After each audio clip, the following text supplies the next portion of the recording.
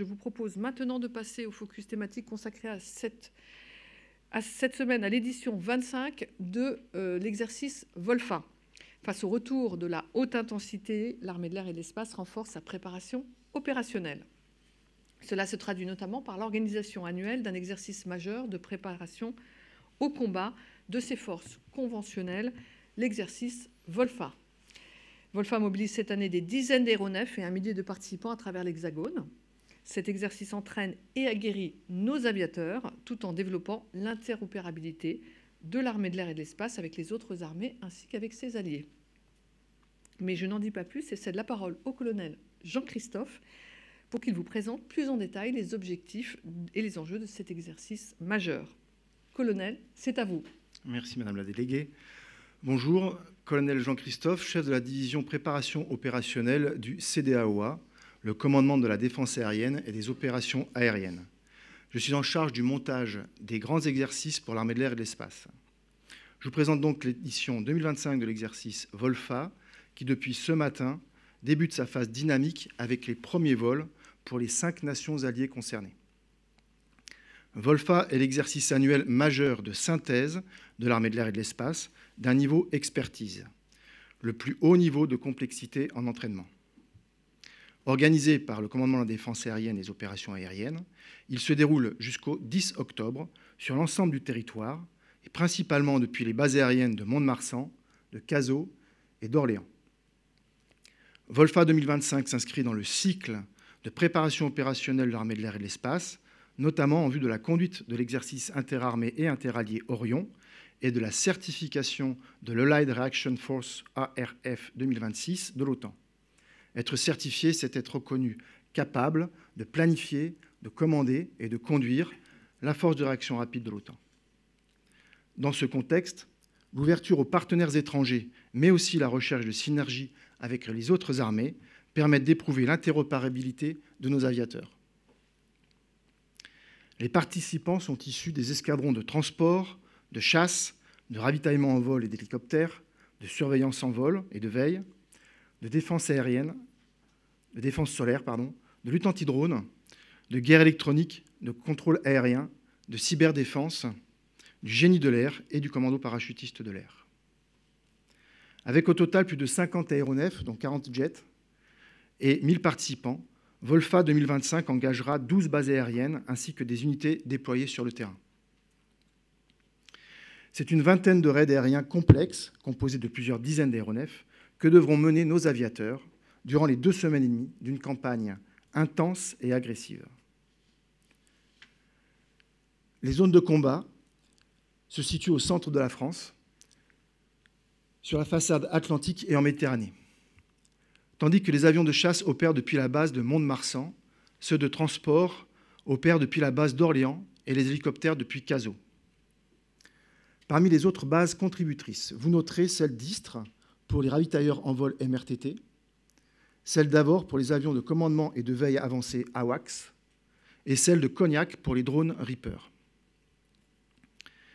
Les unités de réserve de l'armée de l'air et de l'espace seront aussi mises à contribution, principalement dans les forces d'opposition. Ainsi, les escadrilles territoriales de réserve, appelées ESTER, joueront le rôle de plastron, simulant les menaces lentes et difficilement détectables, comme le sont les drones Shahed, par exemple.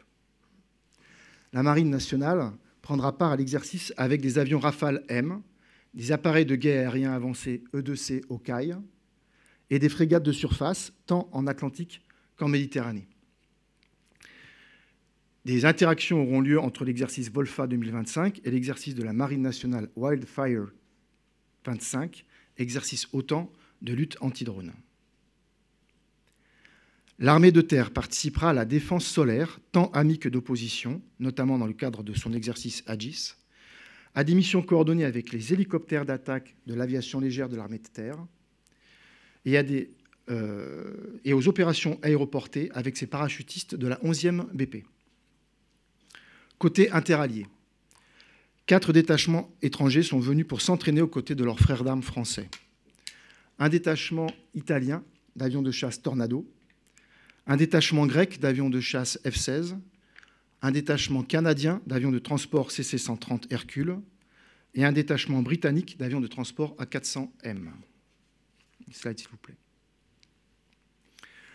Vous l'avez compris, cet exercice de l'armée de l'air et de l'espace se veut interallié et interarmé. Il a pour vocation première d'entraîner et d'aguerrir les niveaux tactiques, en instruisant les plus jeunes équipages, en maintenant les compétences des plus anciens, tout en confrontant l'ensemble à un scénario particulièrement exigeant et réaliste, nécessitant audace, agilité et résilience. Dans le cadre de ce scénario de haute intensité, les équipes mèneront une campagne active dans tous les champs et tous les milieux. Elles opéreront dans des zones contestées et donc en conditions dégradées du fait d'un environnement de brouillage et de guerre électronique particulièrement dense.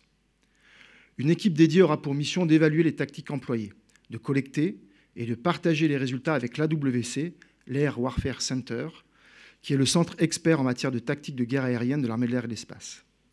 L'Air Warfare Center profitera de la présence des nombreux moyens de Volfa pour réaliser en parallèle son stage de qualification des instructeurs tactiques QI, Qualified Weapon Instructor, qui est un peu le Top Gun pour l'armée de l'air française. Le scénario de l'exercice n'est pas décorrélé du contexte géostratégique actuel. Il a été construit par l'Air Warfare Center en collaboration avec l'Institut français des relations internationales, l'IFRI, partant d'une analyse commune des conflits actuels de l'Est de l'Europe et du Moyen-Orient. En particulier, le perçage des défenses multicouches adverses, tout comme la défense multicouche de nos propres bases arrières, seront exercées. Avec l'édition 2025, l'armée de l'air et de l'espace veut prendre en compte dans leur globalité les impacts d'un conflit de haute intensité, en incluant donc la protection des bases aériennes, leur mise en alerte et leur défense, les dispersions sous faible préavis, la consommation de munitions et l'attrition notamment. L'imbrication de Volfa avec l'exercice BASEX, l'exercice semestriel de montée en puissance des bases aériennes, permet cette approche de bout en bout. Pour vous donner quelques exemples, des missions de protection de notre espace aérien verront des avions de défense aérienne engagés au plus loin des raids ennemis combinés. Combinés, c'est-à-dire composés d'un mix de missiles de croisière, de drones suicides et d'avions d'attaque. Pour Volfa, ces raids d'assaillants seront composés par des aéronefs et appuyés par la simulation via l'injection de pleuradars fictifs. Dès la détection des agresseurs, l'alerte aura été donnée et les aéronefs encore stationnés sur les bases menacées se seront dispersés sur d'autres sites afin de se prémunir des munitions qui atteindraient leur base, malgré notre défense solaire multicouche. Ces dispersions de chasseurs à l'occasion d'attaques saturantes ont eu lieu en début de campagne du nord-est de la France vers le sud-ouest hier. Et elles auront lieu au plus fort de la campagne, de Mont-de-Marsan vers Solenzara en Corse. Les forces aériennes ainsi redistribuées devront pouvoir opérer depuis leur base de repli.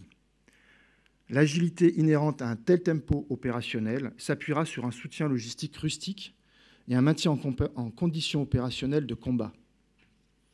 Ces déploiements sont une mise en application directe du concept français de l'Agile Combat Employment de l'OTAN, autrement appelé FRA-ACE. Autre exemple parmi les nouveautés dans le cadre de la capacité d'entrée en premier de l'armée de l'air et de l'espace. Le couple A400M Atlas ravitailleur et Rafale s'engagera dans la profondeur où les Atlas délivreront en basse altitude du carburant aux avions de chasse, ce qui augmentera significativement leur allonge. Cette opération s'accomplira de jour comme de nuit, ce qui réclame une haute technicité, un savoir-faire que peu de nations détiennent. Enfin, les cercles de commandement et de contrôle de l'armée de l'air et de l'espace seront impliqués, notamment depuis Lyon. Dans le cadre de missions de dynamic targeting, missions de destruction de cibles mobiles, souvent de haute valeur ou critiques, comme par exemple les systèmes solaires adverses, le centre de planification et de conduite du CDAOA, du commandement de la défense aérienne et des opérations aériennes, sera en charge de désigner en temps réel des objectifs aux patrouilles de chasseurs-bombardiers. L'armée de l'air et de l'espace profitera de cet exercice de synthèse pour partager ses savoir-faire avec les nations alliées, tant auprès des détachements participants que vers les observateurs invités en seconde semaine. Enfin, nouveauté 2025, dans le cadre du renforcement du partenariat au sein de l'équipe France de défense, des représentants de l'industrie et de la technologie de défense pourront échanger avec le Centre d'expertise aérienne militaire de l'Armée de l'air et de l'espace et les participants de Volfa. Afin d'être ensemble au rendez-vous des opérations futures, ils pourront constater in situ les modes opératoires, les conditions d'emploi des aéronefs et armements aériens.